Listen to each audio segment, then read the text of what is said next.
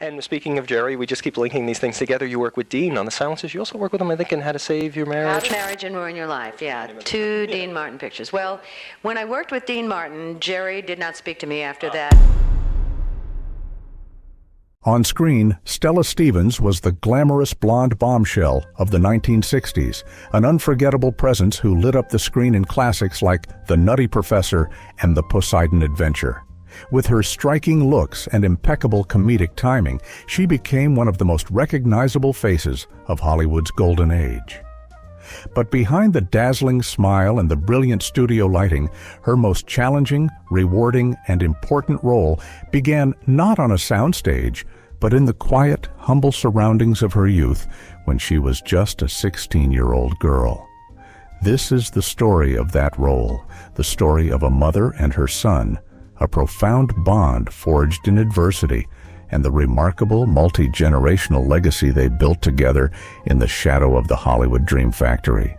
Today, we explore the life of Stella Stevens not just as an icon, but as a mother, and we ask, whatever happened to her son, Andrew, and how did their unique, powerful relationship shape his incredible, decades-spanning journey through the heart of the entertainment industry?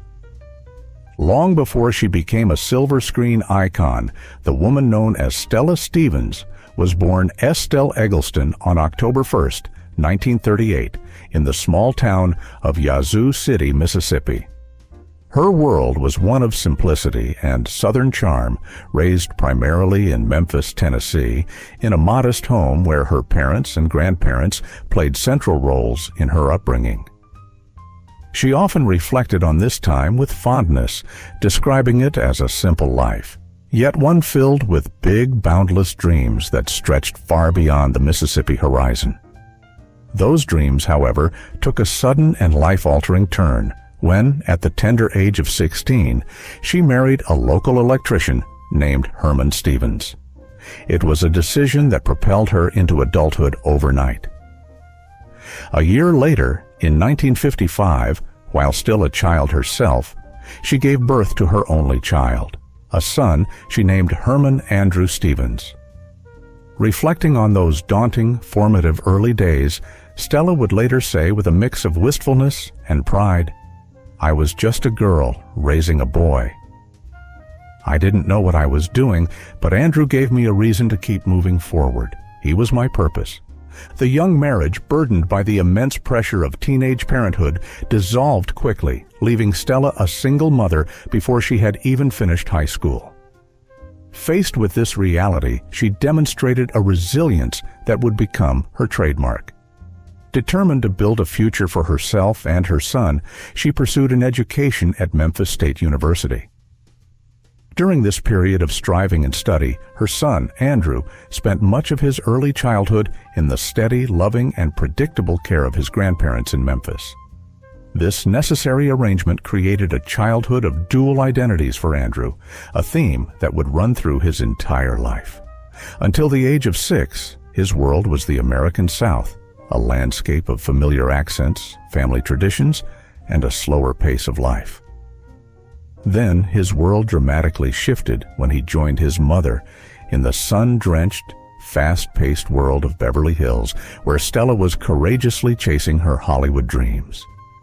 Yet, the glitter of Los Angeles couldn't completely erase the pull of home. At 12 years old, Andrew made a pivotal decision that revealed an early independent streak and a longing for stability. He chose to return to Memphis to live with his grandparents, seeking the roots and normalcy he remembered to complete his junior high and high school education. It was back in Memphis, away from the studio lots and premieres, that Andrew's own ambitions began to flicker and then catch fire. He discovered a powerful voice and a commanding presence on stage, excelling in public speaking and theater. His raw talent was undeniable. After a star-making performance where he won the prestigious Tennessee High School Speech and Drama State Tournament, he earned a valuable college scholarship. More importantly, his performance caught the keen eye of a powerful Hollywood agent, Dick Clayton, who saw genuine leading man potential in the poised young man from Tennessee. This was the definitive turning point, the moment the path of the son officially and irrevocably converged with the world his mother had fought so hard to enter. A family friend once perfectly captured this duality, observing, "Andrew had Hollywood in his blood, but Mississippi in his heart." He grew up with solid Southern values, but there was always that spark of ambition, that drive, that made you think, this kid is going somewhere, and he's going to do it his way. For Stella, navigating the treacherous waters of Hollywood as a young single mother was a relentless daily balancing act. She was quickly and repeatedly typecast as the glamorous, often dizzy blonde, a confining label she fought against with grit and determination. "The industry wanted me to be an image, a pin-up," she once asserted. "But I wanted to be an actress. I wanted to be taken seriously." Behind the glamorous facade presented to the public was a grueling, often lonely reality. She once admitted, "I was balancing scripts and auditions with diapers and bottles." Hollywood saw the glamour and the premieres, but Andrew was my anchor, my real world. This first-hand backstage view of his mother's hustle, the constant rejection, the financial uncertainty, the relentless perseverance required, the brutal business behind the beautiful art, became Andrew's foundational education. He didn't just see the fame and the flashbulbs, he saw the ferocious work ethic and strategic thinking required to not just survive, but to ultimately thrive. This crucial lesson would define his entire philosophy and career. Andrew Stevens arrived in Hollywood not as a wide-eyed, naive hopeful, but with a clear-eyed, almost clinical understanding of the industry's mechanics, thanks to his unique upbringing. His career began with a bang in the 1970s, quickly distinguishing him from his peers. He garnered critical attention for his intensity in the cult film Massacre at Central High, delivered a gripping, memorable performance in Brian De Palma's stylish thriller, The Fury, and earned a Golden Globe nomination for Best Acting Debut for his powerful, grounded role in the Vietnam War drama The Boys in Company C. This nomination cemented his status as one of the most promising and serious young actors of his generation, a fact further underscored when he was seriously considered and auditioned for one of the decade's most coveted roles, Luke Skywalker in George Lucas's Star Wars. As his career progressed, Andrew demonstrated a strategic mind by leaning into a niche that many actors would actively avoid. He became a respected specialist in playing the villain. He later explained his reasoning with a producer's savvy, stating, "It's an unfortunate fact of life that some of the most interesting and challenging roles are the most villainous. There's just so much more to work with psychologically when the character is the heavy." He astutely understood that in a town saturated with aspiring, interchangeable leading men, a compelling, complex, and charismatic antagonist was a rare and valuable commodity. This intelligent form of typecasting came to define his on-screen image in a string of popular thrillers, most notably the successful Night Eyes direct-to-video series, where he not only starred but also began to direct and produce, taking his first decisive steps toward true creative and financial control behind the camera. For Stella, watching her son's rapid ascent was a profound source of pride and validation. Their professional lives came full circle, beautifully intersecting when they shared the screen in several films, including Las Vegas Lady, Down the Drain, and The Terror Within 2. The narrative was powerful and poignant. The teenage mother and her little boy were now peers and collaborators, navigating the complexities and politics of Hollywood together as a team. By the 1980s, Andrew Stevens had proven his versatility and bankability in front of the camera. But unlike many of his peers, he was not content to remain there, at the mercy of casting directors and studio heads. The lessons learned from watching his mother's lack of control over her own career trajectory, combined with his own innate business acumen, pushed him to seek ultimate command over the stories being told. His initial forays into filmmaking were pragmatic and hands-on, often wearing multiple hats on low-budget, high-profit thrillers like The Terror Within Two and Night Eyes 3, where he routinely acted as producer, director, and sometimes writer, learning the entire filmmaking process from the ground up. This period was merely the training ground for a much larger ambition. Andrew soon pivoted almost entirely to the business of production, co-founding a series of increasingly ambitious and powerful companies. He began with Royal Oaks Entertainment, a savvy venture that produced and distributed dozens of films for the burgeoning cable networks like HBO and Showtime. He then co-founded Phoenician Entertainment, focusing on more prestigious art house projects like The Third Miracle and Entropy. His most powerful and impactful leap, however, came in 1997 when he became a co-founder of Franchise Pictures.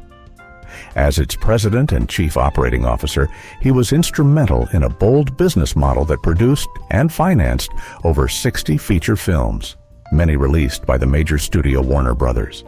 His fingerprints were on a stunning array of star-studded titles, including the Bruce Willis comedy The Whole Nine Yards, the action-packed 3,000 Miles to Graceland, starring Kurt Russell and Kevin Costner, and the gritty, dramatic thriller The Pledge, directed by Sean Penn, and starring Jack Nicholson. After his tenure at Franchise, he formed his own enduring entities, Andrew Stevens Entertainment and the Stevens Entertainment Group, which have since produced or financed a staggering 180 films and counting. His filmography as a producer is remarkably diverse, ranging from independent critical darlings like Things You Can Tell Just by Looking at Her, starring Glenn Close and Cameron Diaz, to commercial hits like The Big Kahuna with Kevin Spacey and Danny DeVito, and Heist, starring Gene Hackman. Colleagues and competitors alike describe him as a rare Hollywood polymath. As one veteran film distributor put it, Andrew Stevens understands this business, from the creative to the corporate, better than almost anyone, because he's lived every single side of it, from the audition room to the director's chair to the boardroom. There's no part of the process he hasn't mastered. Even after achieving monumental success as a producer, Andrew's intellectual curiosity and drive to evolve was insatiable. Having acted in over 80 films and produced nearly 200, he turned his focus to mentorship and legacy, aiming to codify his knowledge. He created a fully accredited college program in motion picture production, which he later adapted into his widely praised online foolproof film school. His teaching style was celebrated for its brutal pragmatism, cutting through abstract artistic theory to focus on the essential, practical mechanics of how to actually make and, most crucially, how to distribute and monetize a film in a crowded marketplace. He extended this educational mission to authorship, publishing a series of practical, no-nonsense guides like Foolproof Filmmaking and Producing for Profit. These books distilled a lifetime of wins and losses into actionable knowledge, teaching a central tenet he lived by: that creativity without a firm, unflinching grasp of financing, contracts, and marketing was a sure path to failure. As a public speaker at festivals and universities, he was known for being both entertaining and unflinchingly honest, pulling no punches about the realities of the industry. One former student recalled, "He didn't sugarcoat it. He told us the hard, ugly truth about how difficult this business is. But he also gave us the real, practical tools to survive it and maybe even succeed." For Andrew, this role as an educator was a capstone on his career, allowing him to pass on the hard-won lessons he and his mother had learned over a combined century in the relentless entertainment industry. Away from the film sets and business deals, Andrew's personal life had its own share of dramatic turns and tabloid headlines. His high-profile whirlwind marriage to Charlie's Angels star Kate Jackson placed him firmly in the blinding celebrity spotlight, though the union was brief and ended after less than 2 years. He later found a more lasting and private family life with Robin Suzanne Scott, with whom he had 3 children, Amelia, Aubrey, and Sam Stevens. For Stella, these grandchildren were an immense and endless source of joy and pride. Even as her health declined in her later years, family members noted she would visibly light up, her smile returning at the mere mention of them. Demonstrating the same restless intelligence he applied to film, Andrew's interests extended far beyond entertainment. He found significant success in commercial and residential real estate development, wrote and performed his own music with 9 of his songs, featured in films and another 6 in television productions, and even explored the emerging world of esports. He also devoted quiet time to community service, particularly working with elderly patients suffering from dementia, a cause that would become heartbreakingly personal in his mother's final years. As the decades passed, Stella Stevens continued to work steadily in television and film, guest starring on popular shows like Magnum P.I. and Murder, She Wrote, but her life grew intentionally quieter and more private. She found decades of comfort and companionship with renowned guitarist Bob Kulick, enjoying a stable, loving partnership far away from the Hollywood glare. Tragically, her later years were marked by a slow, difficult battle with Alzheimer's disease. As her condition progressed, she eventually moved to a specialized memory care facility. Throughout this emotionally wrenching period, Andrew became his mother's fierce protector and advocate, personally managing her medical care and financial affairs, a poignant and loving role reversal for the son she had once anchored and inspired. On February 17, 2023, Stella Stevens passed away peacefully at the age of 84. The world mourned the loss of a Hollywood icon, a symbol of an era, but her son felt the profoundly personal, quiet loss of a mother and lifelong champion. Andrew announced her passing with a simple, dignified statement that looked to her legacy. Thanks to her collaborations with icons of the time, hopefully she will be remembered for the joy she brought to audiences. Today, Andrew Stevens' own journey continues unabated. As the president and CEO of his production companies, he remains an active, influential force in a rapidly changing Hollywood. He continues to lecture, write, and mentor, generously sharing a lifetime of unparalleled expertise. Now in his late 60s, he has lived a dozen distinct careers. In one, actor, director, prolific producer, savvy entrepreneur, author, teacher, and devoted father. His 3 children, Amelia, Aubrey, and Sam, have chosen to live largely private lives away from the spotlight, but they represent Stella's most cherished and personal legacy. The grandchildren who brought her immense, uncomplicated happiness in her later years. The powerful, unbreakable bond between mother and son has now gracefully extended into a new generation. Stella Stevens will forever be celebrated as a glamorous movie star, a defining, beautiful face of Hollywood's golden age. But her most profound and impactful performance was not in front of a camera. It was the lifelong off-screen role of a mother who, against considerable odds, instilled in her son the resilience, ambition, and strategic intelligence to not just survive Hollywood's fickleness, but to comprehensively master it on his own terms.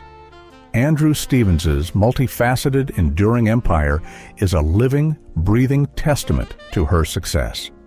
He took the foundational lessons from her struggle and built an enduring legacy that spans creation, commerce, and education, ensuring that the story of Stella Stevens is not one of fading stardom, but of a legacy that continues to grow, create, and inspire, proving that the most powerful stories are often the ones we live, not just the ones we tell on screen. If you were moved by this profound story of resilience, family, and legacy, we'd love to hear from you. What is your favorite memory of Stella Stevens or her work? Was it her comedic genius, her dramatic turns, or her inspiring story as a mother? Share your thoughts and personal connections in the comments below. And if you want to discover more untold stories of Hollywood's most fascinating families and the legacies they built behind the scenes, please support us by liking this video, subscribing to the channel, and hitting the bell notification so you never miss a new upload. Thank you for watching.